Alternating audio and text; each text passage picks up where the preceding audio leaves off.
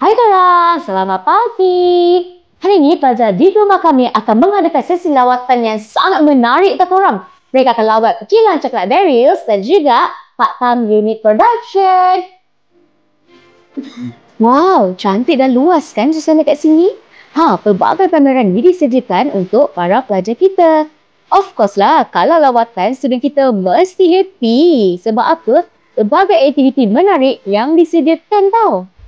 Adik-adik yang dah habis PM tu, jomlah masuk IPT Skills sebab dekat sini bukan setakat belajar, amali 70% tetapi kita ada buat lawatan macam ni juga. Barulah korang dapat pengalaman yang cukup lengkap dan menarik.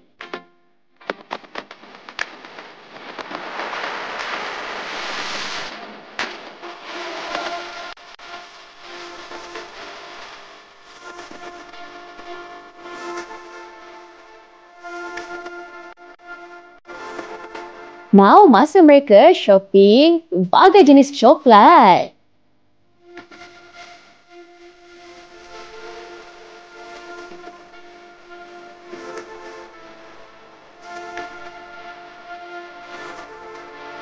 Masa untuk para pelajar kita terkilang part-time pula.